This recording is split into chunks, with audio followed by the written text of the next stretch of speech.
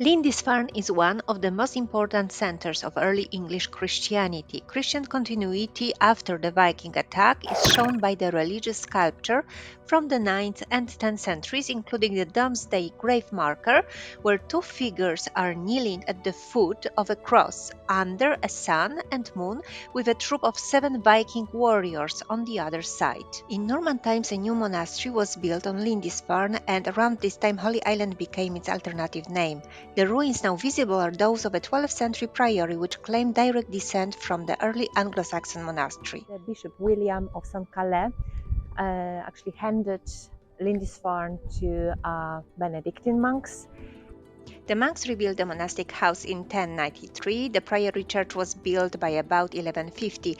It served as a cell for Durham Cathedral, and its architecture recalls its Romanesque structure to reinforce the links between Lindisfarne and its mother church. This priory was started in the 11th century, but the works were going on in the 12th century and 13th century. Also the quarter of the monks were added, because this is not only the church but also the place where the monks lived.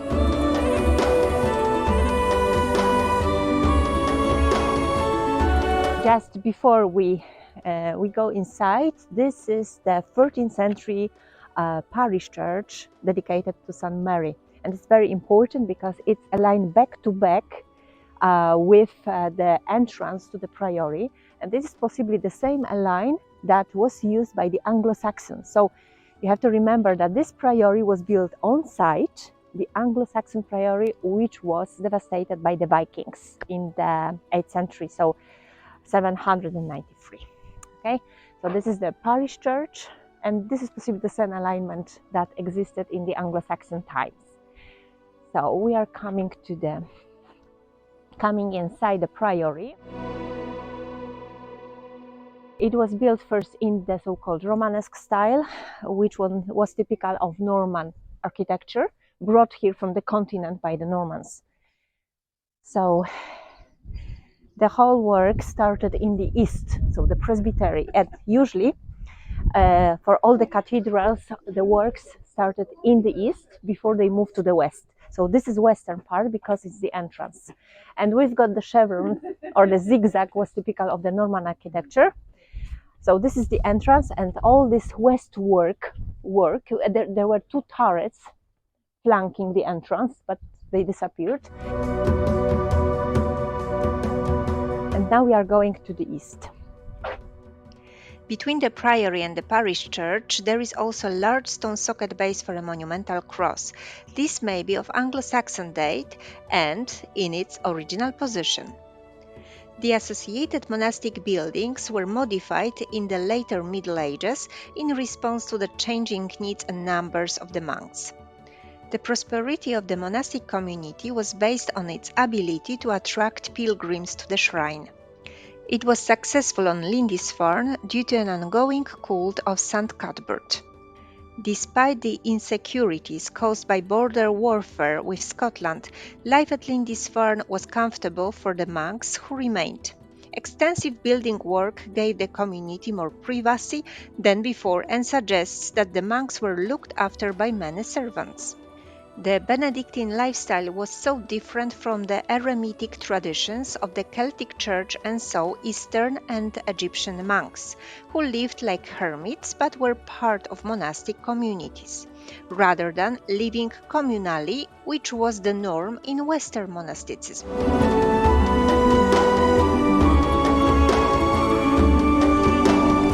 So, as you can see, all of these ruins are around the Priory Church. So Priory Church was possibly built east of the real site when the Anglo-Saxon church was built.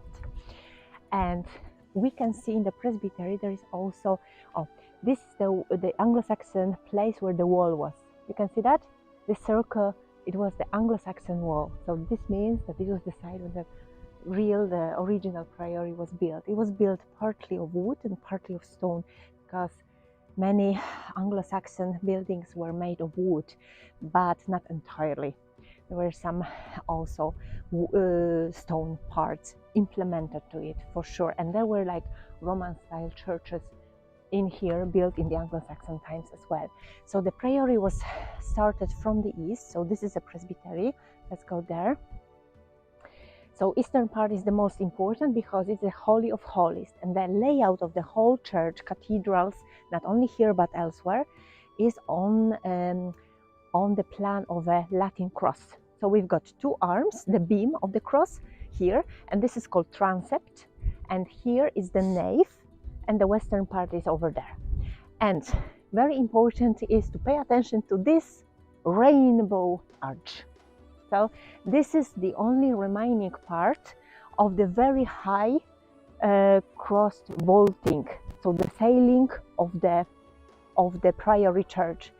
And actually this is the stone rib. It looks like a rib, yes, because rib is very typical element of the Gothic style, which followed the Romanesque style. It was much more advanced, and the Romanesque style was like an introduction to the Gothic style that followed. So ribbed vaults, ribbed crossed vaults were very important, and the pointed arches.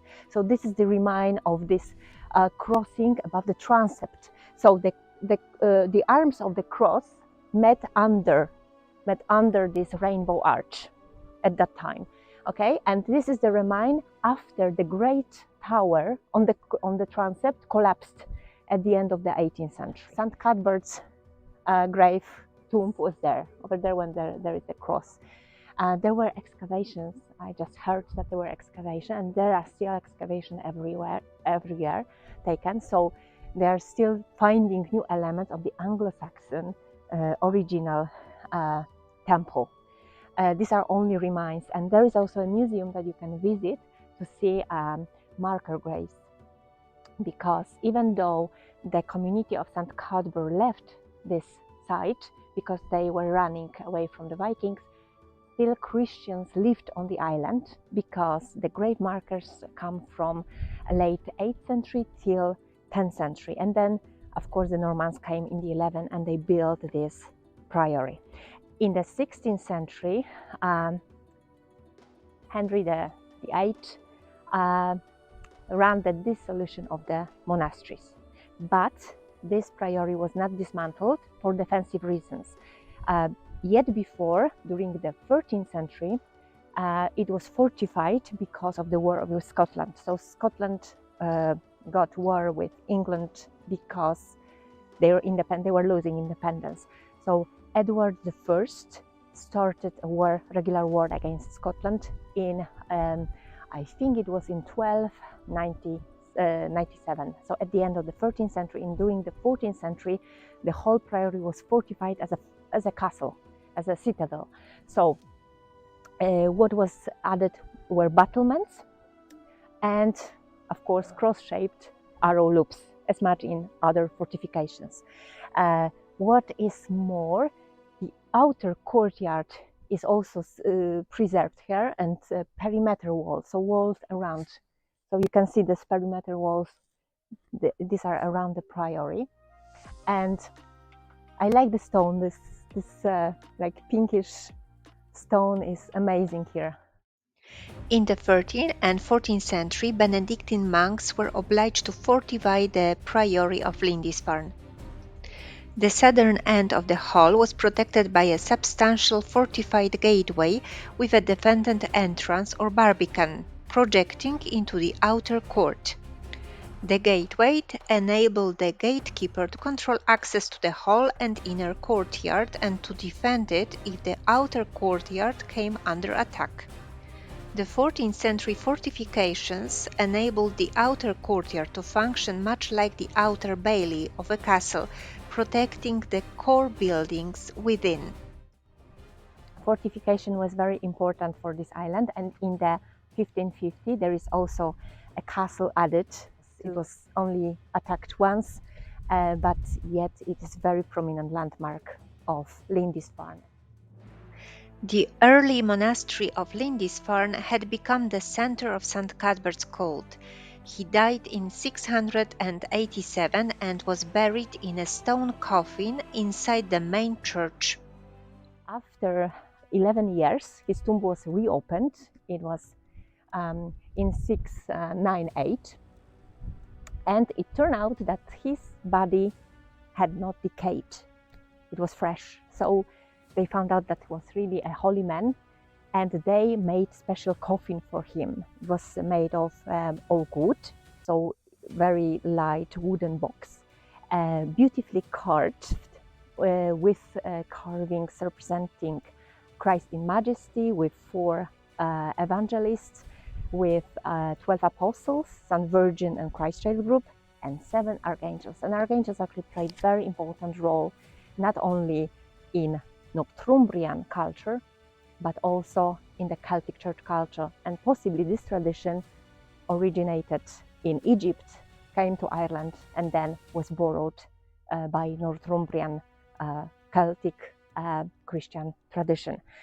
So this is why these archangels accompanied the saint on the way, not only in his life and on the coffin, but also in his posthumous journey, when the monks took the coffin, which survived by a miracle, away from here, and move it to Durham first in the 30s or 40s of the 9th century, and then in 875 they started a regular journey, flight, which was many a time compared to the flight of the Israelites.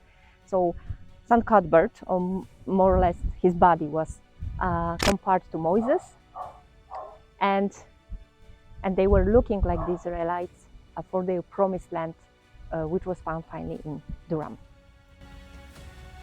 After 7 years of wandering, the community carrying St. Cuthbert's coffin settled at Chesterle Street, building a minster in the old Roman fort. In 995, Cuthbert's relics were moved again.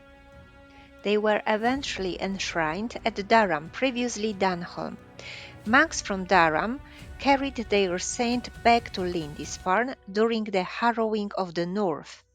They stayed there just for 3 months, after which they came back to Durham.